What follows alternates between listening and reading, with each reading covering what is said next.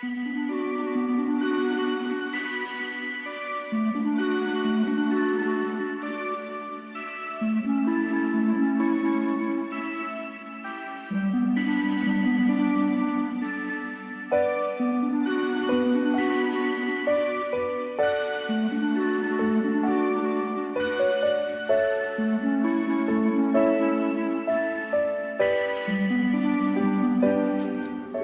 voyage d'une plume sur le trottoir gris, salle de la ville, une petite plume blanche venue en séduire.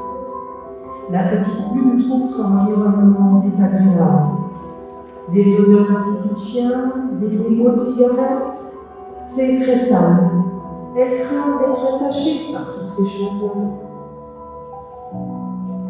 Alors avec ce morceau triste et sale, une petite voix se fait entendre. « Bonjour toi, tu as l'air de t'ennuyer. » La plume est fort surprise. « Qui es-tu, gentille voix ?» La réponse fut étonnante. « Je suis la brise, et je souhaite t'aider. Tu viens de là-haut, du ciel, d'un horizon, et là, tu es perdue. » Elle savait bien qu'elle était perdue, et n'envisageait pas un avenir très souriant. Aussi, contente de rencontrer une amie, elle répondit. « Que peux-tu faire pour moi? Je peux souffler doucement pour te soulever de ce trottoir crasseux et peut-être te faire voir autre chose. » La gentille petite plume était ravie cette fois.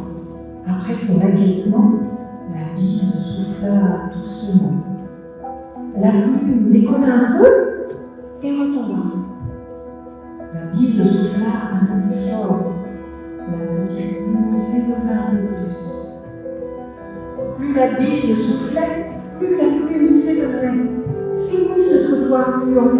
Elle était enchantée de ce vol qui lui faisait voir les voitures, les passants, les immeubles, les arbres. Quel spectacle! La gentille bise murmura. Petite plume, avec moi tu as goûté au vol. Mais il faut que tu saches que j'ai un frère plus fort que moi. Si tu le rencontres, son souffle t'emportera encore plus haut, plus loin. Il s'appelle le vent. La plume comprit ce que lui avait dit la brise. Elle se prit en idée de voyage. C'est alors que le vent arriva. Pas le Mistral, ce n'était pas la région, mais un vent plus efficace que la brise. Et gentiment, le vent prit le relais de la brise et la fit voler, voler, voler très haut. La plume dépassait le toit des maisons, des immeubles. Elle put admirer la ville, les routes, les autoroutes, les rails et les trains. De l'eau, les gens ressemblaient à des insectes. Ils étaient tout petits. Que de découvertes pour une petite plume. Elle se trouvait dans un espace vaste, parsemé de petits nuages blancs.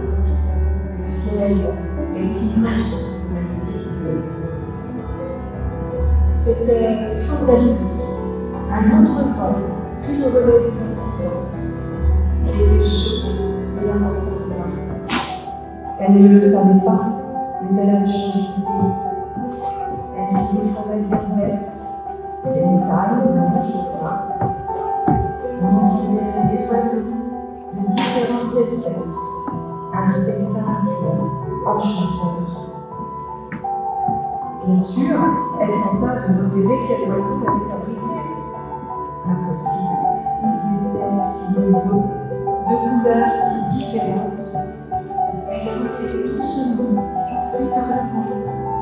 Des nuages légers comme elle accompagnaient son voyage. Subitement, le vent cessa de souffler. Alors, la petite plume, descendant lentement, très doucement, se retrouva sur la grande feuille d'un arbre. C'était nettement plus plaisant que le trottoir du départ. Mais son histoire allait-elle s'arrêter là? Pas du tout. Un oiseau magnifique s'approchait. La regarda de près. Elle était superbe, haut en couleur. C'était un oiseau de paradis. Elle était fascinée par ses plumes et, oh surprise, il la prit délicatement dans son bec et s'envola. Voyait-elle, elle se savait donc comestible. L'oiseau volait, il se dirigeait non pas vers un arbre, mais au bas d'un arbre. Il avait débuté la construction de son nid.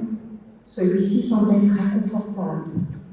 Des brins de paille, des feuilles disposées joliment. Il savait que son nid serait un argument pour séduire celle qui accepterait de pondre des œufs après la parade nuptiale. Et la petite plume allait s'intégrer dans le décor de ce nid douillet. Elle était enfin heureuse de son sort.